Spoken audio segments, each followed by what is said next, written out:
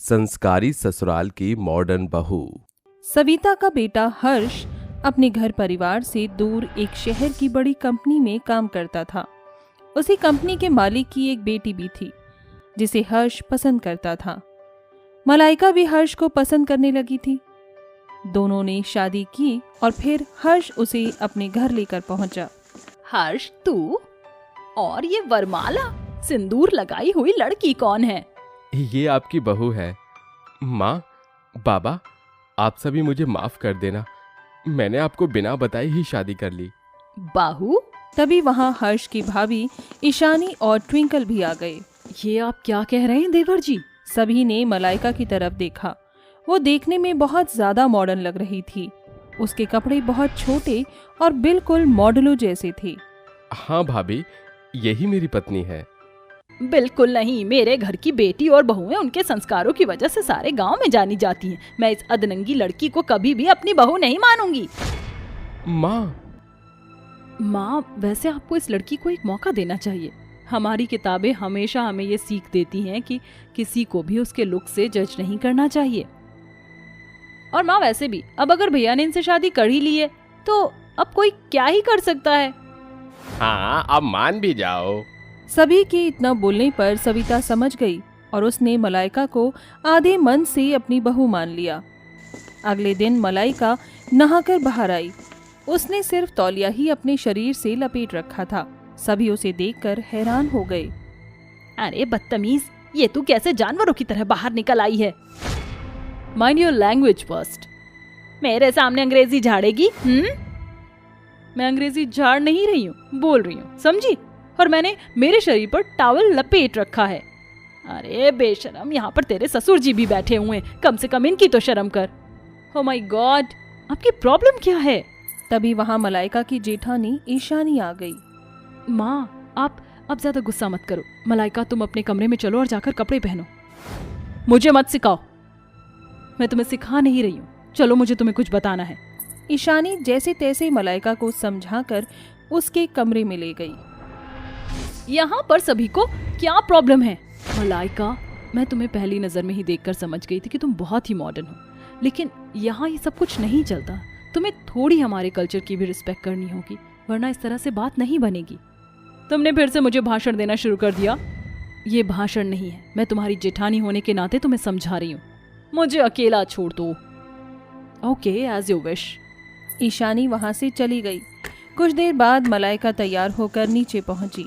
नीचे उसकी ननंद ट्विंकल पूजा कर रही थी। ये सब तुम क्या कर रही हो? भाभी, वो मैं ना दुर्गा माँ की पूजा कर रही हूँ। आज उठने में थोड़ा लेट हो गई थी तो पूजा का टाइम अब मिला। आपने माँ दुर्गा की आरती की? नहीं, मुझे इस सब में कोई इंटरेस्ट नहीं है। ओह अच्छा, बट भाभी, ट्विंकल, इस घर में मुझे सिर्फ तुम ही सही लगी थी। अब प्लीज तुम भी मुझे ये भाषण देना शुरू मत करो। तभी वहाँ सविता आई। कोई काम की बात बताए तो वो तुझे भाषण लगता है। अरे आज जो भी हुआ, ऐसा कुछ भी होते हुए भी मैं आगे से देख ना लूं, वरना तुझे घर से बाहर कर दूंगी। आप मुझे क्या बाहर करोगी? अगर मुझे गुस्सा आ गया तो मैं आप सभी को बाहर करवा दूंगी। तेरे जैसी लड़कियां और कर भी क्या सकती हैं। अमीरी का ज्यादा घमंड है तुझे, पर फिक्र मत कर, एक दिन तुझे सब कुछ पता चल जाएगा। देखेंगे। वैसे मम्मी जी, आजकल जमाना बदल रहा है, लोग बदल रहे हैं, सोचें बदल रही हैं, लेकिन आप हो कि आज भी बाबा आदम के जमाने में ही पड़े हुए हो। मैं तो कहती हूँ कि अब आप लोग भी थोड़े मॉडर्न हो जाइए, थोड़े नए जमाने में आ जाइए। अगर मॉडर्न होना या नए जमाने में आना इसे कहते हैं तो तुम अपने संस्कारों और अपनी परंपराओं और अपनी संस्कृति को ही भूल जाओ। तो हम लोग बाबा आदम के जमाने में रहना ही पसंद करेंगे। जो मर्जी। मलाइका वहां से सीधा अपने कमरे में चली गई। माँ, तुम ज्यादा टेंशन मत लेना। मैं इस जैसे बेशर्मों की टेंशन नहीं लेती। अरे मैं यहाँ कुछ बताने आई थी, लेकिन इस लड़की के चक्कर में बताना भी भूल गई। ट्विंकल बेटा, आज मैंने घर में महापूजा रखी, बहुत सारे मेहमान आएंगे, तो तुम सब भी तैयार रहना और जाकर उस बेशर्म को भी बता देना, ठीक है? जी माँ।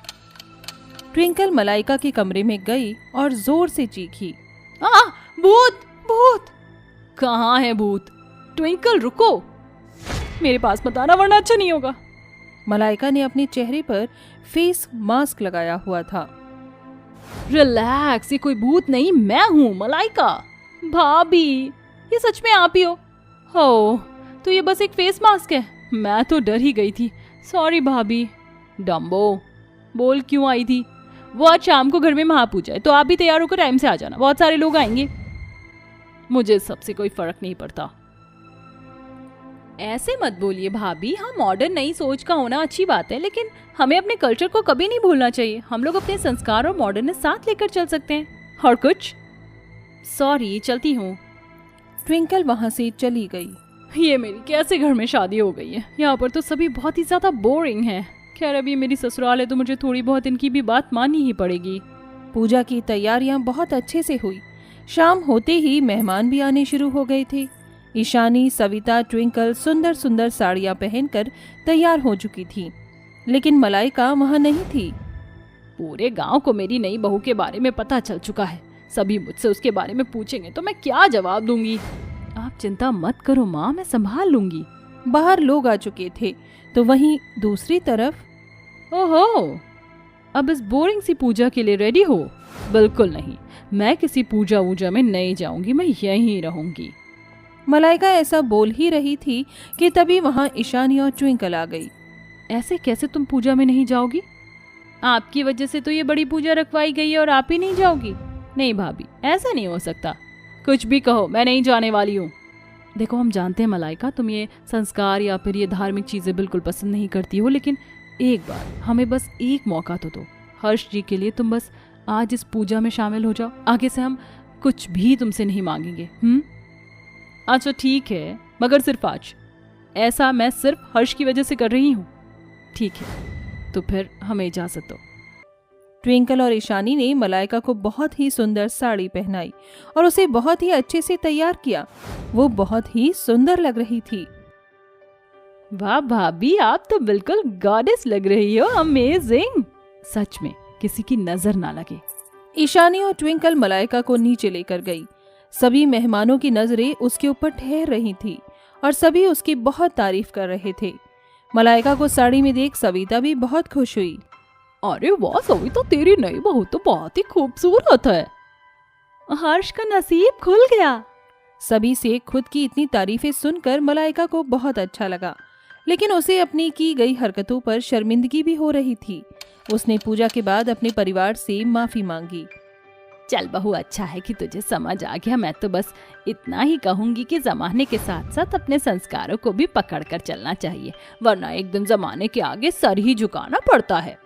मलाइका अब समझ चुकी थी कि बिना संस्कारों के इंसान को कभी भी सच्ची खुशी और प्यार हासिल नहीं होता, और अब सब कुछ ठीक हो गया था।